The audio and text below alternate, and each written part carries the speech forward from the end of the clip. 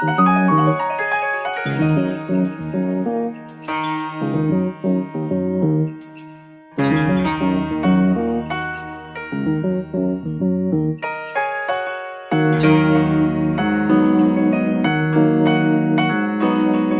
up everybody, no more sleeping in bed. No more backwards thinking, time for thinking ahead.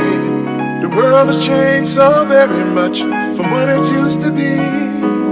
There's so much hate.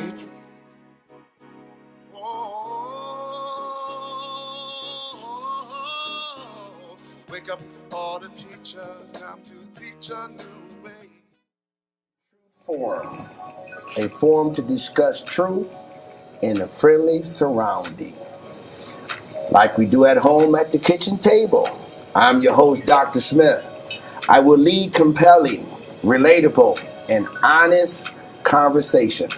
My guests will range from community leaders, professionals, and real people whose stories will touch and inspire you.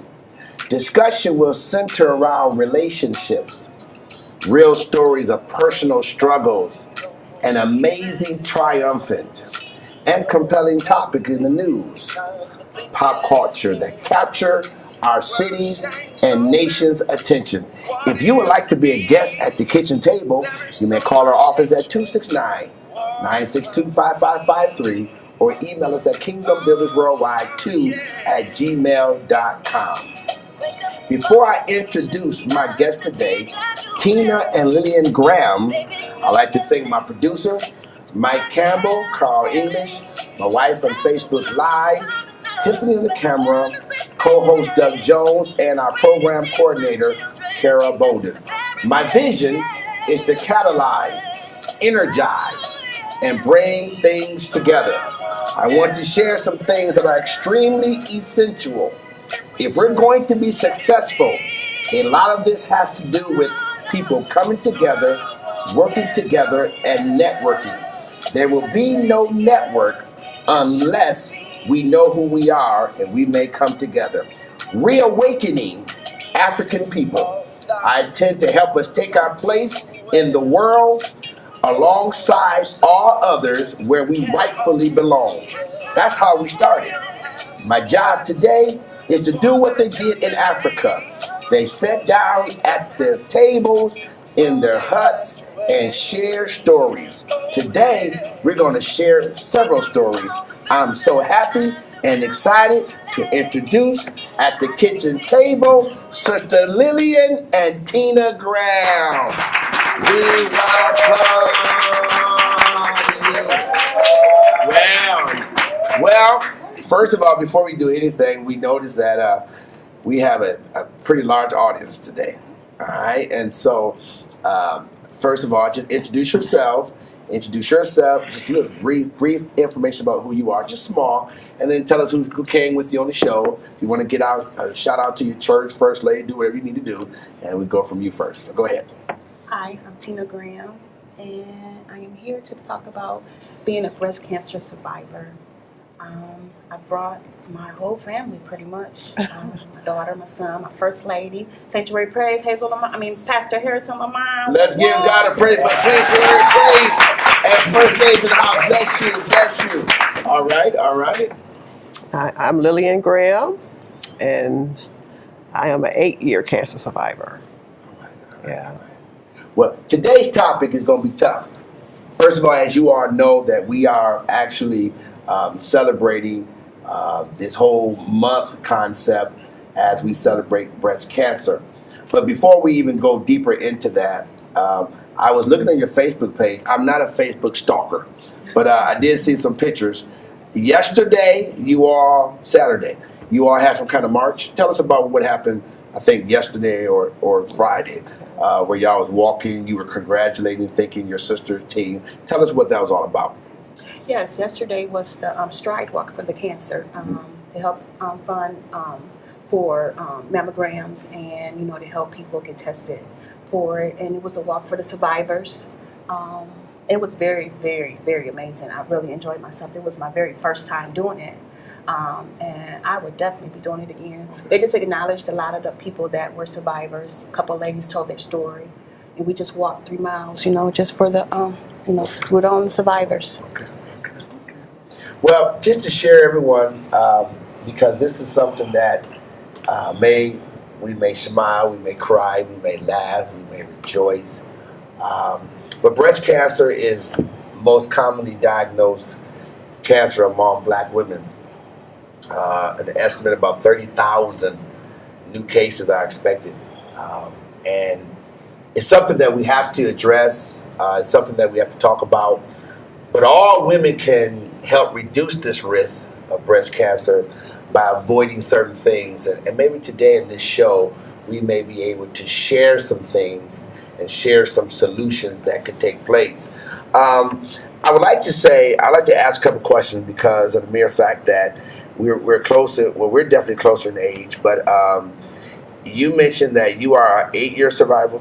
Yeah. Why don't you explain to people what it means when you are considered in the process or survival, and then there's another level. And now my wife went through all that, but I want to hear from your story first. What do they call that when you are you're still in it, but you ain't totally out of it yet? They call it remission. Explain what that's all about. Well, once you deal with cancer, it's always going to be like always there. Okay. That'll never go away. I don't think so. That feeling to feel like it's, because I'm constantly thinking, it could come back. It gets pretty deep. So, even like I said, I've been an 8-year survivor. I had a bilateral mastectomy with the reconstructive surgery, and it was kind of rough. I went through the anxiety and depression and stuff like that because I didn't know what it meant. I hear people talk about anxiety and depression and stuff like that, but if you don't go through it, you really don't know the feeling. So it was like, I learned. I know the feeling of when when the doctor tell you that you have cancer, and you have to stand strong and you have to fight. And it's not like it's a situation where you have to be afraid to talk about it. I think you should open up and to talk about it. I want everybody to know that as the host of this show, this is not a situation where I'm just going to interview and listen. But there's a passion of connection, myself included, where I had to address the whole issue of cancer. And then, of course, my wife had to go through the whole chemo, had to go through the whole breast cancer. Osteosarcoma, a bone cancer. We went through the whole chemo, the hair loss. So I get all that. And so what we want to try to do is we want to try to educate our audience. We want to try to bring hope to you too, because even just knowing that you had cancer once, you always got that thought of, is there ever going to be a return? And then I noticed you have little children. And how did we even share that? I could share something that happened with me when my wife's hair started to fall out. She had a daughter, my daughter, and my son. And she, girls into the little hair thing, right? Mm-hmm. So we could just touch her hair, and it just fell out. And my daughter ran up the steps, and my son got mad and said, "Where's God at, Dad?" Did y'all have any type of those anxieties or families? I know you got your church family here, and I thank God for First Lady here. How did the church deal with that? Or how do you suggest we deal with that? Because now we've been praying and fasting and asking God for miracles, and then now my mom got cancer. What's going on? How y'all deal with that? Anyone? Well, I know that how I deal with it, how I still deal with it. You have to have a very strong support system. Absolutely. And I had the greatest. My sister was diagnosed, like she said, 8 years ago, and I was there with her through the whole thing. So I knew when I got diagnosed, I knew what I was going to go through because I was there with her when she went through it. My church was amazing. They prayed, and they were there for me through all. And I'm still going through it right now. I'm going through the reconstruction phase of it. I didn't have to go through chemotherapy, thank God. So I didn't have to go through the hair falling out and stuff. I didn't do radiation, thank God for that, and I didn't have to do hormones. So I was blessed at the fact that they caught it early, and I didn't have to go through all that. So, but still, the support system was, that's the most important factor to get through it, and be sane. So just to give everyone information, Susan Goodman, which was later changed to Susan Goodman Coleman, all right? She was born in 1943 in Peoria, Illinois. She was diagnosed with breast cancer at the age of 33. She died at 36 in 1980. Her younger sister, this is the power part right here, her name was Nancy Goodman Brinker. She believed that Susan's outcome might have been better if patients knew more about cancer and its treatment. So because of her desire to bring awareness, sometimes these problems create awareness to another community. And I think it's very important, and I want to commend you. So what you're saying, you are actually, your sister been through it, but you're actually going through it as we speak. What are they saying that you need to do for this prevention? Just what is it what you need to do? Just buying time to prevent. Yes, to prevent the development is already there. They're saying, or they stopped it. They got rid of it. They got it when they did the double mastectomy. They did it. I'm sorry, I didn't catch that. Okay, yes, good. I'm sorry. Yeah, they did. I got a double mastectomy done, and now I'm just in the reconstruction phase. Absolutely. So 2 sisters. Yes. Would you say this became a hereditary thing? Would y'all say that? It was a shock. I mean, because colon cancer runs through our family very heavily. Wow. And so then when I was diagnosed with breast cancer, I'm thinking like, so where's this come from? Right. And then all these years later, my sister get it. I'm like, Our mom died from colon cancer. Yeah. Didn't know that. And now, breast cancer was like. Now, ladies don't like to, do our ages, but we got y'all date of birth anyway. So what's the difference in age again? We're a year apart. You're a year apart. So 8 years ago, and then you watched it. And then, boom, here come you. Y'all have any more siblings? Yes. Tell us about your family. Well, I'm the oldest of 6. You're the oldest of 6? Yeah. Okay. And then Tina, she's right up under me. I'm 49. Okay. And we like stair steps. Is that right? All ladies? All 5 girls. One boy. Well, is that right? Okay. And your mother passed away? Okay. 27. She had colon cancer. Okay. All right. So, Doug, we're talking about all kind of things, but death is really something that's just, you can't explain it. You lost your sister. You can't explain it. Matter of fact, I've talked with you and your family before, and you don't even like talking about it, which you understand. My dad died of the cancer in the lungs. So it's something. But I do want to try to talk about this prevention momentarily. But DJ, how did you deal with that kind of situation, man? Because no one expects that. No one wants to even talk about that. Yeah, it was difficult. When my sister was diagnosed with colon cancer, she died in 2009. She went on to be with the Lord. Our family has a history of colon cancer. And my mom kind of blamed herself because we never talked about going to get a colonoscopy. Yep. And when you have a history of cancer in your family, yep.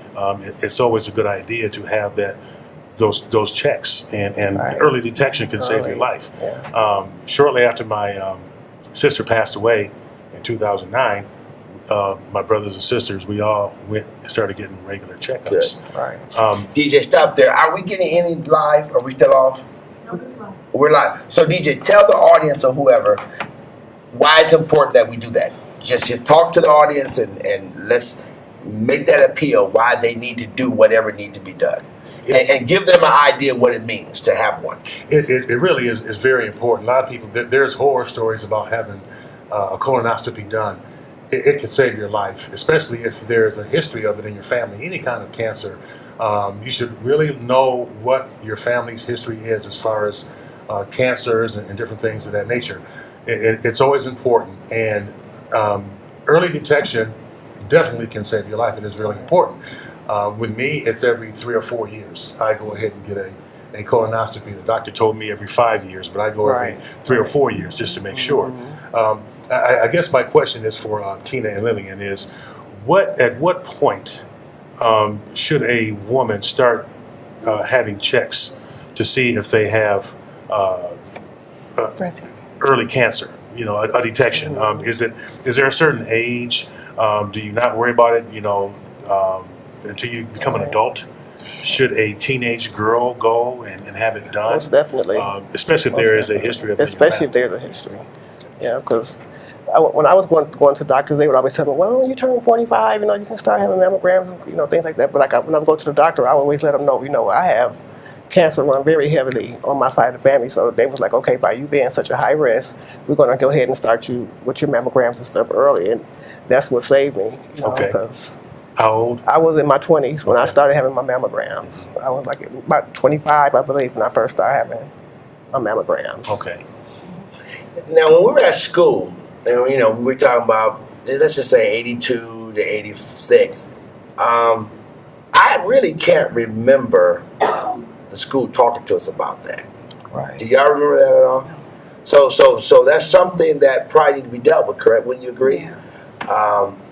And that's something, when you have these kind of shows, when you have the awareness, we don't want to make it just the month of October. Exactly. Right. Exactly. You know, we got to bring this into awareness so people can learn what it means. At the same time, we're going to talk about our faith. Okay, we're going to definitely talk about our faith in this whole ordeal. But you mentioned, sis, that when you had it, and then your sister was with you, was there like a conversation to tell your sisters, hey, y'all go take care of y'all business too? Did that happen? Or we were just so caught up? Okay. Oh, yeah. I started calling I called my daughter, I called my cousins. I just started calling everybody, you know. If y'all not having your mammograms done, get them done. Same thing with the prostate. You know, I was to my male cousins, y'all, you know, you're getting up in age, you need to go ahead on and get them prostate, you know. You need to get checked. You know, so what you plan on doing? 50 years old anymore. You used to, you know. So what you plan on doing? I saw your motivation. I saw you on your Facebook page. What you gonna try to do to try to help this situation? What's one of your dreams? Part of our organization, Kingdom Builders Worldwide, we try to help fund and help fulfill people's dream. And you know, this young lady who started this whole Susan thing, right? And you know, you got a group out there that called the FUCK Cancer. You heard that one? And they get really. It's a black rip. It's a black thing, and they go FUCK Cancer. These are just groups that just because people are angry. Right. You know, we just lost a good friend of mine who just lost her mom. We won't mention her name, but she's probably watching this on Facebook right now. As a community, we got First Lady here in the church. How can us churches come together? And, you know, we don't have to have our doctrine. We don't have to have our denomination. But just deal with one specific topic and how we can help save our women and men. How y'all think about that kind of idea of doing that, coming together, you know, singing and just encouraging? Is that something that's taking place in our community? I've been gone, so I don't know. But is there a cancer program that takes place right here in the city of Battle Creek for our own community? There is it's really at the Battle Creek Cancer Center. There is a meeting that they have, you know, the fourth Thursday of every month. Okay. And I haven't been there yet. Okay. But I know it's for survivors. Okay. Or cancer family, for their families to come. Okay. Now that's the only one that I know of so far, because like I'm saying, I'm new. I'm only been going through this since February, so I don't know a lot about the places that they have. You know, I don't know. I've been trying to find out. I wanted to learn about the walk that we just had, and I didn't know about that we had that even here in Battle Creek. Wow. Okay. So I've been checking into different things too, because I think we need to, as a community, to educate our Black women and men, because men are catching breast cancer also. Go on the computer, Google Yes. it, you know, and just. So men are having breast cancer? Men can have breast cancer also. Yes. Well, let's talk about. I see my producer here.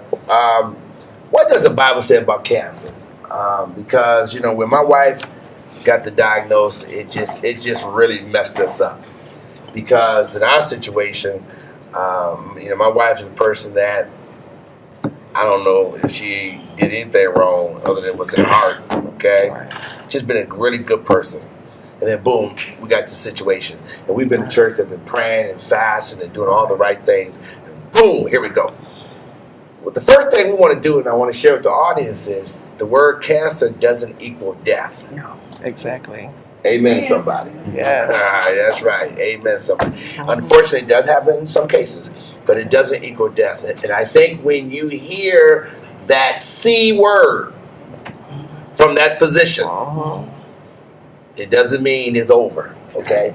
Now, the Bible does not say anything specifically about the disease of cancer. However, that does not mean it does not address the issue of a disease. King Hezekiah was sick from a boil, okay, which could in reality been a cancer under a different name. And so it's important we understand that, the word cancer may not be in the scripture, but the condition described very well that it could have been cancer. And our faith, Jesus, he was on earth and he healed all diseases. And I think in our last show we had, the city of Battle Creek also need a spiritual revival. Yeah. We need a spiritual revival. We can talk about our president or your president. We can talk about. I'm just being fair. We can talk about all the things that's going wrong, but we need a real spiritual revival where healing does take place. Reconciliation and relationships are restored and families are together. So to my ladies, first of all, I salute you all. We would like to be a part of encouraging you, because if I talk to y'all long enough, I can see the left side of the water, and then y'all holding up. Y'all doing real good. So I'm trying not to make it go there, but in some cases we may go there. But what kind of quality of life would you say you've had since this is taking place, and what could people do to help those individuals that have had that? And it goes for both of you, basically. Yeah, so like you said, when I was first diagnosed with cancer, the first thing came to my mind was, I don't want to die from cancer. That was the first thing I thought. And then the second thing I thought was, you know what, I sit here and I watch these little kids that suffer and go through cancer and stuff every day. I said, so if these kids can do it, I can do it. And I said, I'm not going to sit up here and start saying, God, why me, why me? I said, it happened to me, God, give me the strength. And from that point on, I just live life normal. Okay. I don't let it bother. Like I said, sometimes I do, I took tamoxifen for 6 years. So that's a chemo, I took for 6 years. Yes. Yeah, so I did so, and with that, I did experience a little anxiety and depression, and that's still, it's there. Yeah. But I as long as I say I'm not letting nobody take my happiness, and I pray to God every day. Yeah. And I just keep on going. How did it affect you? How are you dealing with it right now? I am dealing with it pretty well, I think. Like I said, I knew what to expect because I was there with my sister when she went through it. I went when she had the surgery, when she had the drains and everything. I was there with her, so I knew what I was going to go through. Okay. But going through it, it's been hard. It's been a journey, and I know with my church, I feel like I feel like now what I've gone through, it was because I can help somebody else. Okay. I've been through this, and now I can help somebody that's going through it that, they're scared, because you are terrified when you hear that word. I was doing a client's hair when the doctor called me and told me, and I didn't know what to do at that moment because I got this hair in my hand, and I'm like, okay, do I scream right now? Do I run out the room? What do I do? So I just told him, excuse me, and I walked out the room. And you have to have your moment where you have to just deal with it. You have to have your moment. You have to have your moment to just deal with it, to just bring it all in, and then, okay, now you got to tell your family. That's the hardest thing. Telling your children. My children are grown, but it was still really hard to tell them. But I did, and they have been by my side 100%. My sisters, my family, my friends, they are great. I mean, great. Absolutely. If you all have any questions, just chime in on the internet, and we'll do what we can to try to respond. These young ladies here will be they'll do their very best to respond accordingly. We did the exact same thing once my wife was diagnosed. We were living in Indianapolis at the time, and we drove all the way to Battle Creek at my mom's house. We sat everybody at the table, and we made the announcement. And I'm telling you, it's tough. Yeah, it is. Very tough. It's tough. It's tough. Yes. But there's life after that. Yeah. You had a question, DJ? Well, I just remember when Colleen was diagnosed, they thought she had diverticulitis. And she was diagnosed back in North Carolina. And she called home and said, she needed to come home. She was in a bad marriage. And so me and my baby sister, Rochelle, drove all the way to North Carolina and brought her home. 6 months after she got back, she was diagnosed with cancer. And we were like, how do you go from diverticulitis to colon cancer? And they said it was stage 4. Of course, it was devastating to her. And we had the same thoughts. Why Colleen? Why her? She didn't have any kids. Right. Thank God that kids didn't have to go through that, little ones. Right. She didn't have an enemy in the world. She was the sweetest person that you could ever meet. And we didn't understand what was going on and why. And for quite a while there, I was a little upset with God. I didn't understand. And I've gotten over that. And I didn't blame God. I just wanted to know why. But sometimes we'll never know the answer to that. But I do thank God that you guys are sitting here with us right now and giving us your testimony, because two beautiful, strong, empowering, and inspiring black women that hopefully touch the lives of some people out there right now sharing their story. And that big why question, man, that's huge. So I obviously been a preacher and pastor for married about 30 years, pastoring for probably a little more than that. I had to do the why thing too. I preach every Sunday. He's a healer. I don't do that anymore, y'all. But I just do that. I try to talk. My daughter said, "Why are you barking?" So I had to quit doing that. But anyway, I had to deal with that. I'm reading faith, but I know it's not God. And what we have to deal with, the fact, y'all, is that sin is sin. Has nothing to do with us.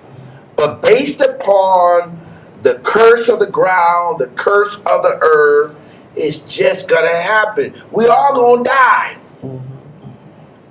And so what we want to teach people is definitely not God picking on you, picked on my wife. That's not the case. Those things just happen. But he picked two strong people to tell the story. And you here now telling the story. That's right. And you telling somebody. Because I know the hair got something to do with now. First of all, you already told me you do hair. Because I want you. I like the little red stuff. Is that the red stuff or that's the cancer red stuff? Or you was wearing red before the cancer? I was wearing red before the cancer. I thought that was the breast of the color thing. The pink. I put the pink in. All right now. Because for the walk. Okay. But it's normally just all red. Oh, is that right? It's not So you have a shop? No. You just house calls? Yep. You think you could? Yep. Okay. I want to say that. I want to say this. Bishop is losing his. Yeah. He might be calling you one day to help him out. Okay? He ain't gonna let it go yet, but yeah, I am. I'm trying my best to keep it, but we're gonna move on from that one. So, but it's important that we understand. I don't want to put any kids young people on the spot, but if there was somebody that want to ask the question, how did you feel when you heard the news about your aunt or your mom or your great aunt, whatever the relationship is, you can always come in this chair, sing a solo, and then answer your question. But I really want to hear that, because we need to know it impacts everybody. It does. Everybody's involved in that pain. And you hit it. You need to have that family. Yeah. And so I commend your pastor and the First Lady, who's here even now, is showing her support, and other relatives. Let's understand that disease are not a punishment. Everybody get that? And any preacher that understands theology and know anything about the Bible, a disease are not punishments from God. They are a result of living in a fallen world upon a cursed earth. Y'all got that? It's not an issue, so we have to unfortunately pull God out of this and say he didn't do this. It's just a part of like the law of gravity. What goes up, come down. But there's some things we can do to prevent. What about our health issues? Isn't it true? There's two things we have to do. We got to deal with our stress. Yeah. And if you are in a toxic relationship, hello somebody. I mean, first of all, a lot of our conditions is based upon being in a toxic relationship and that inner turmoil, right? So let's talk about that. I know this is about cancer, but this is the talk show. We at the kitchen table. There's no chicken here, but we at the kitchen table, and you don't seem like the quiet type, but today you been quiet. I never met you in my life, but with that hair, you ain't the quiet type. So I need y'all to talk to me before we say it's time to go. What about that pressure? When you talking about that pressure and toxic, that can create all kind of sickness, can't it? Yes. Yeah. And it's not just being in a toxic relationship. It's stress, period. Yes. I mean, if you've been a single mom, you're stressed out anyway for number one, because you got to deal with them kids by yourself. You know, then you got to pay the bills by yourself. You know, and then sometimes you're not working enough hours, you ain't making enough money. I mean, stress by itself, not just being in a relationship. I know that I have learned to deal with stress a whole lot different, because I used to let it get to me to the point to where I wanted to die. Okay. And I battled with depression and suicidal thoughts and suicidal attempts for many years. Come on. But now I know that if there's nothing that I can do about it, then don't stress about it. You know, instead of saying, why me, say, okay, well, since it is me, what can I do? That's good. You know, That's good. to help somebody else, you know, go through this. You preaching too now. So, go ahead. No. Come on, keep going. Come on, I knew you were gonna come out, y'all. I had to get a talk because she said, come on. Okay. Come on. All right. Go tag team, sister. She just go on tag team. I had no keyboard, but tag yeah, team. well, it gets stressful. I went through a deep depression for a minute. Yeah. And I didn't even know I was going through depression. Yeah. I went to my doctor's appointment one day, and I was just crying and boo-hooing. He was like, well, what's wrong with you? I'm like, I don't know. But like I said, I just didn't enjoy life anymore. Anything I did, it was no fun. It was just a drag. And I went to the doctor, and he said, well, you're going through depression. Yeah. And then once I knew that, then I was like, okay, now that I'm in this mess, now I got to get out of it. Yeah. And the only way I can get out of that is if I do it myself. Can't nobody do this for me. Can't do it. Absolutely. So, I had to just figure out what steps to take at a time. One step at a time. I'm going to do this, I'm going to do it, and I'm going to get stronger, build myself up, constantly, pray to God. And I went and talked to my aunties, I talked to uncles, I just, whatever I could do to build myself up to get out there, because I felt like I was in a hole. So I got to get out this hole. So. And I want you all to know, she said, I got to get out this hole. One of the wonderful things is that even though in this life, on the curse of the earth, which can be subject to a disease like cancer or other diseases, we're praying for everybody to have different type of disease. We have a hope. Psalms 103 give us a hope as a wonderful passage that give us the confidence and assurance, that there will be an end to this ill. Right. Amen. There be an end to it. Not to say that we're waiting for it, but in due time, it's going to be an end. But I believe it can happen right here, too. I believe that. And I think it starts by talking, dealing with toxic relationships, dealing with, as you said, that the money's, when I had my bout, the first thing the doctor said to me, because I was a kind of stubborn, matter of fact, I was so stubborn, they made me sign a release. That was years before they had certain requirements of release, because I would not participate in nothing. I just said no. But I went to a point where they showed me on the screen where the colon of the cancer was supposed to be located, and they said because I was young enough, radiation and chemo can just kill it. Right. I want to encourage everybody. Listen, unless you've been there, you don't know how you react. But build your faith up today. Amen. Trust me. Meaning, I support your decision in whatever you do. But if I can encourage you to build your faith up, because you have no idea how you would think once that man with that white smock say, you have the seed. And if your faith is not strong, there are times when you kind of just follow that road, and that road may not always be the road you should travel. But everybody's different. And so in my case, when I had to go through the whole process, he said to me, I don't know what you do for a living, but you're filled with stress. And I was pastoring.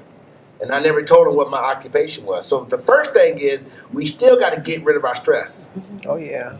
I mean, that's our first thing. I don't know how you're going to do it, but you got to get rid of it. And everybody that's listening to us, get rid of the stress, the anxiety. I've had so many people on the talk show talk about, the thought of taking their life at time.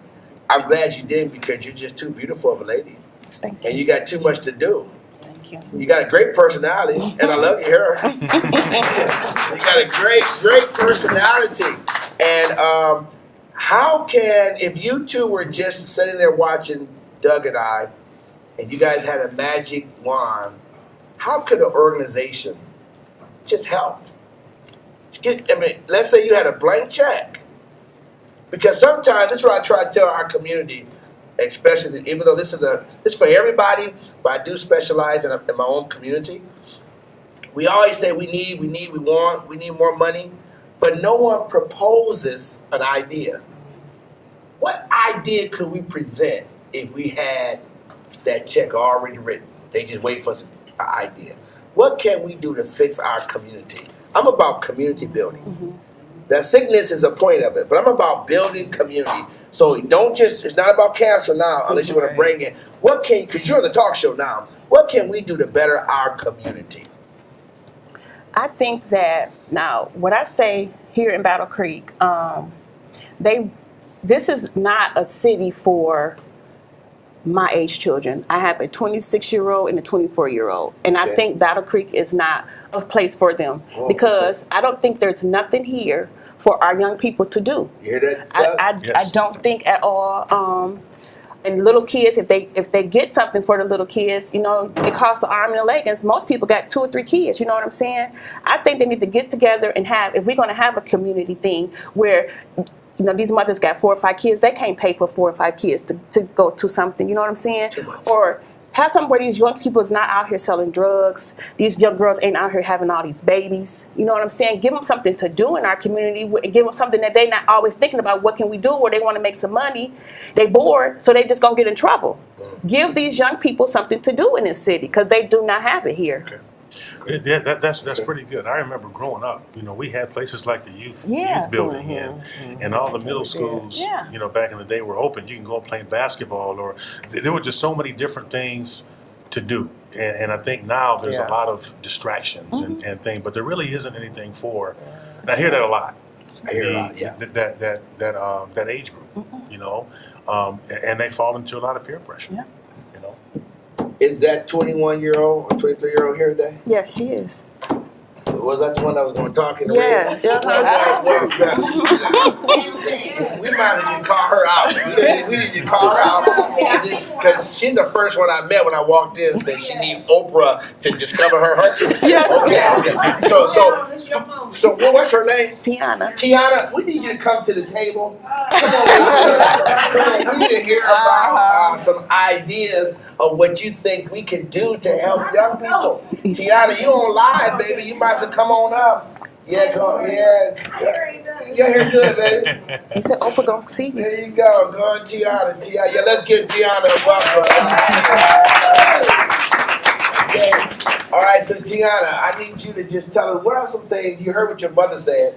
Now, first of all, let's just deal with, when you heard the news about mom or auntie, how did that, and one of y'all can sit next to her so she won't feel alone. Yeah, just come sit next to her so she don't feel alone. There you go. Thank you. This is the sister. That's my god baby. It's God, baby. All right. So first of all, how did you feel when you first heard the news about auntie and their mother? Hold the microphone just a little. My auntie, like my mom said, we was there. Like we went to Detroit and was there through everything. I was young then, so I really didn't like understand it. But when my mom had it, like I handle it different. I turned to something else. Like it was hard for me when I heard about my mom. I thought I was gonna lose her. So, but yeah. You saw it as death. Yeah. And you turned to something. I'm with you. I'm not gonna ask you to turn to. I'm just glad you turned. You turned back. Yeah. she said she turned back, girl. She turned back. Thank God for the turn. She turned back. All right, so back to this. Your mom said there's nothing for my daughter's 24. She doesn't live here, so I get it. I'm trying to get her back, but I get it. But what else? Oh, somebody said no. No. I'm trying to leave. I gotta get y'all here because I'm back. No, you got to be here. So tell us, what can we do? What is lacking? First of all, it's like I'm 24 too. Keep the mic. Oh. And we can talk about the turn again, but go ahead. No, we not. Go ahead. But it's just like no opportunity to sprout. Like I'm ready to leave just to get an opportunity to do something. It's just like it's no opportunity here for us to do anything. And when we do get something good, people spoil it by fighting, and they just don't know how to act here. Like people don't know how to act. They don't know how to act. It ruined it for people. She didn't take over the show. Take the mic. They ruined it for people, so it's like I'm ready to get me and my son and just pack up and leave. Like I don't want to raise my son here. This is a terrible city. It's terrible. Well, y'all, first of all, I'm glad to hear truth. One thing about that generation, they're going to tell the truth. And we have a choice. Deal with the truth or ignore the truth. Right. The truth is in our face. And we have to address that truth because everybody don't have the luxury to move. Right. That's true. Everybody don't have the benefit to bury the cousin coming up to cousin. All right. Nephew. Don't have the ability to move. So what are we going to do? Remember, we brought them on the show because we're talking about breast cancer and cancer awareness, but we're also talking about healing our community at the kitchen table. Young man just got on here. He walked up in here. I guess he got something he wanted to say too. So tell us. Oh, you don't? You good right now? Okay, go ahead. It's not that. It's like. It's not that. It's nothing to do, but it's more of when ideas are brought to the table. There's no support behind them. Okay.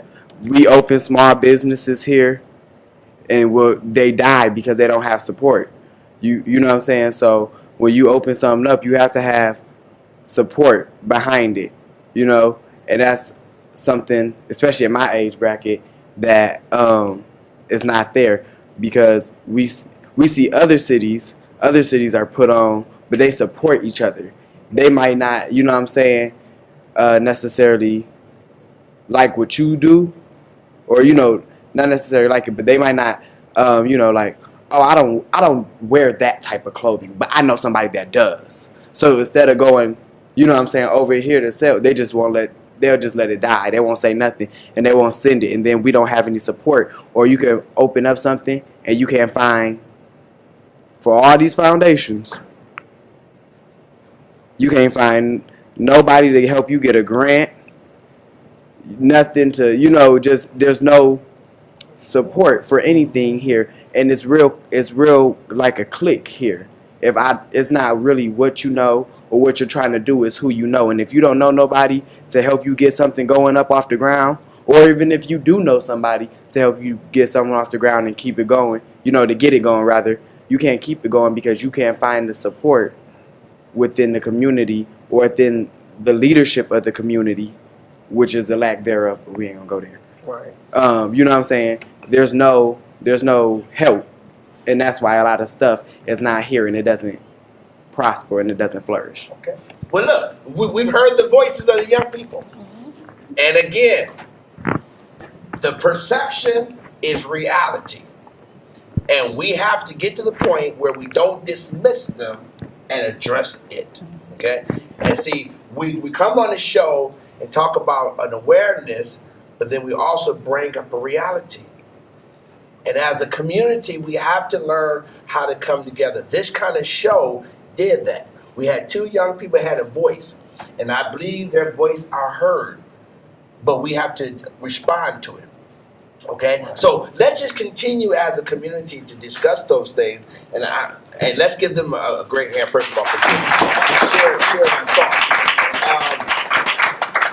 African Americans are affected by and die of many diseases, and some of the diseases that we die the most is, as the young people said, never being able to do what they want to do. Just a broken heart.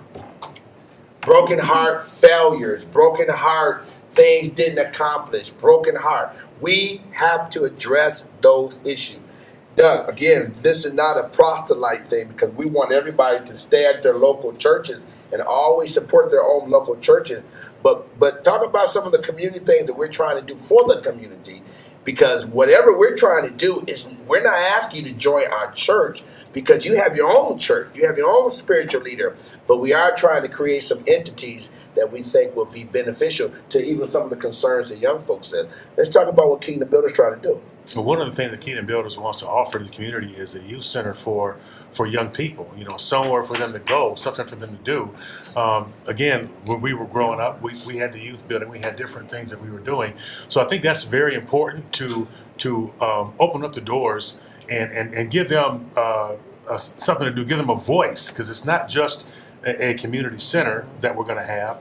It's a way for young people to come together and share some things. There's a lot of opportunity that we have that we're going to share with the community as far as young people are concerned. And it's going to be 24 hours? With 24 hours, open 24 hours a day. So you can come any time of the day to get off the streets, find something to do. There's going to be games, people that are talk to, counselors.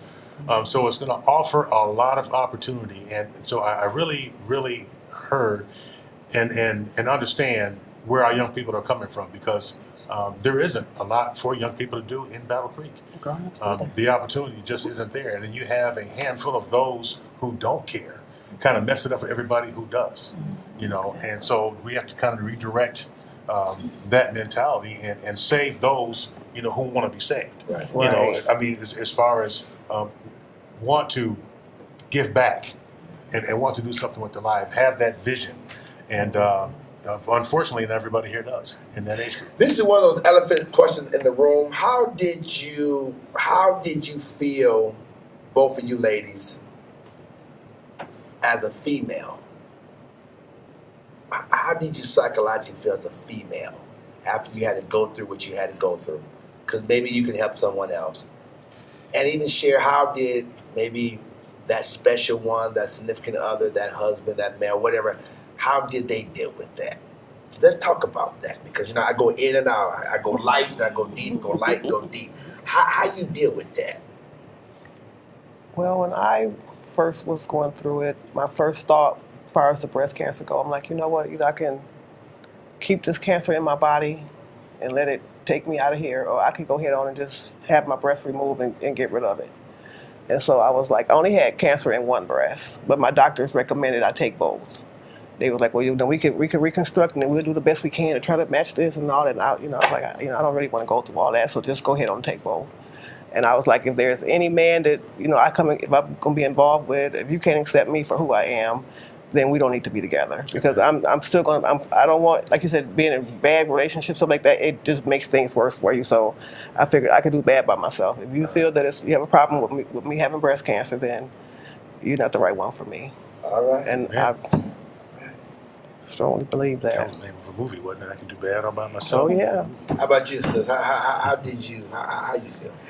I, on the other hand, was kind of like nobody's gonna want me. You know, at first I was thinking that ain't no man gonna want me. Like, oh my God, it was horrible. It was all about the appearance, you know, because it was like, oh my God, they took my girls. You know, this is what make me a woman. Took your girls. Oh, okay, Yeah. I'm sorry. Go ahead. I'm sorry. I'm a little slow. I got you there. I'm slow. No, she had to think about the children. I got really like, who died? Okay, I'm sorry. Go ahead. Your girl. Yeah. Go ahead. Keep going, sis. They took my girls from me, and I struggled with it for a minute. And everybody was telling me, you know, you get to get new ones, you get to get better ones, and you know, free boob job, you know. And there's really nothing free about it because we literally paying for it. You're going through a lot to get them new boobs, and I would rather have my boobs back any day. Right. You know. But yeah, I had a hard time. I did. I struggled with it for a minute. And still to this day, you know, I struggle with it a little bit. I'm going through the reconstruction phase now. I have the expanders in, and I go every week, and they fill the expanders up until I get to the size that I want, and they put the implants in. It's painful. This is a journey. It's not a quick fix. And it's hard. It's hard. Just, you know, your body. Like, I felt that I was less of a woman because, you know, like, I had a complete hysterectomy. Like, I can't have any more kids. Now they took my breasts. Like, that's what makes me a woman. So that's how I felt. You know, I felt like less of a woman. Like, they took all the things that make me a woman. I don't have anymore. Yeah. So it was kind of hard, and it still is. Good, baby. Right. But she keeping it real. All right. That's what I'm talking about. Because she ain't the only one. You still the same woman. She's not the only one that felt like this. She ain't the only one that went through this, and she won't be the last. Right. You know, so you're helping somebody, and I want everybody to know this. Man consists of body, soul, and spirit, and the body is nothing but a shell. The body's going to go away. The real person is your soul. This young lady right here, that's the real person. Her physical is just a temporary body. So you fall in love with the person anyway. And if you love that person, in spite of her little girl, whatever she had, girls. My girls. In spite of her girls being removed or taken away, she's still who she is, y'all. Come on, y'all. Lift your hands up. Give God praise. Wow. And that's good, because we need to know that. And this is the real world. This ain't fake. This really happens every day. And this whole reconstruction concept, it happens. How would you talk to your daughter about that? Not that she have to go through it, but how did you explain that to her? I mean, because I want her to know that she's a young lady anyway, right? Right. How you talk about that? Well, what I did first of all, I did genetic testing. Let me get that out there too. Because we have so many people like genetic testing. Yep. Okay. All my mom's genetic sisters. Testing. Yep. All my mom's sisters and brothers that have passed have died from cancer. Okay. All of them. And it was 12 of them. There's only 5 left. And they all died from cancer. So when I found out that I had it, I went and got genetic testing. And they were testing me for this gene called the BRCA gene. Okay. And if I had that gene in me, then my daughter would most likely end up with breast cancer, or my son. Okay. Because men are getting breast cancer too. Okay. But thank God I did not test positive for that gene. Okay. So now my daughter knows, you know, because she saw it with her aunt first. Uh-huh. She saw it with me, and she saw it with many people in my family that has died from cancer. My dad just died from cancer a couple years ago. Okay. So, and she was there with him. Okay. So they understand, you know, and they've been through this cancer thing, all different types of cancers, you know. But I want her to start getting tested. Okay. You know, it's not, they say in the 40s, there's girls that's 14, 15, in their 20s that's getting breast cancer. And it's very, very, very important to get your mammograms done, because I went every year and it was always normal. Always normal. And you think, okay, because it was normal this year, it's going to be normal next year too. That's not the case. Because I was getting ready to miss my appointment. Like, okay, it was straight last year, and I'm so glad that I didn't. Right. Because then it was there. And I had it in both breasts. You know? Let me know where I'm at on my time, y'all, because I don't want to have to abruptly end it. How do we, is this possible? How does one, we got 5 minutes, y'all, so I got to get close. Is it possible to have a mobile? Because some people are not going to go to a doctor, right? Or a hospital. I wonder how we can come up with our own mobile, get some retired nurses and physicians to offer a mobile cancer check for our community. And not just in October. And not just October. Right. What y'all think about something like that? Hey, listen, we're gonna have to, we want everything to be about solution because we don't want our young people to think we don't know what we're doing. That's gonna be one of our tasks, Doug. We need to see how we can create a mobile so we can go throughout the community and get our ladies and men checked. Listen, I always end. First of all, I'm just excited to have had 2 of my beautiful sisters. I call them queens because they have done what other folks don't do. Like my wife, they survivors. You don't know what it's like unless you've been there. I salute you all as queens. I always end the program by acknowledging my ancestors. My ancestors, those that have gone on, but because of them, I'm here. Which is my mother who's with me now, who I love dearly, Mother Georgia Howard. But to her mother, Ruby Elizabeth Perry, and her father, my granddaddy, Leo Dell Perry Sr. And then my father, who is passed away, I acknowledge him, but I acknowledge his parents, Gussie Smith and Edward West Smith, where I got my name from. Listen, I want everybody to know that we as a people have to have a few things in life. We need a map, we need a globe, so we know where we're going in life. Today, sisters, I think y'all gonna be all right. I believe in all my heart. Y'all gonna be all right. Let's hope this is not the last time we see each other. We always end with the word of prayer, and we're gonna just pray. Kind Father, first of all, we thank you. We thank you for these 2 queens that have spoken to our hearts, gave us some good ideas. We thank you for their children that share some truth about a town that we all love dearly and need to correct. God, thank you for allowing them to live so they can share this story. And I pray that this show today will inspire us to be conscious, relevant, and concerned about things that do happen to our bodies. But we give God all praise, for we realize it's not him, it's just a part of a cursed world. But today, God, we live with hope, we live with power, and we live with peace. In Jesus' name we pray, amen. Amen. God bless y'all.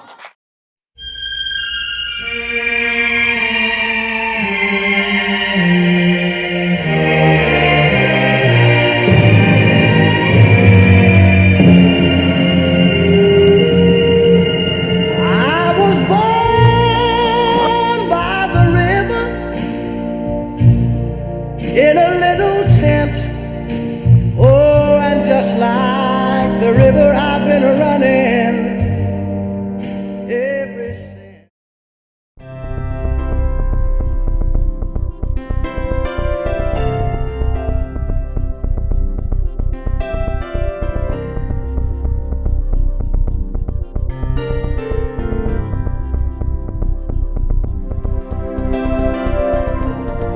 AccessVision, your voice, your community.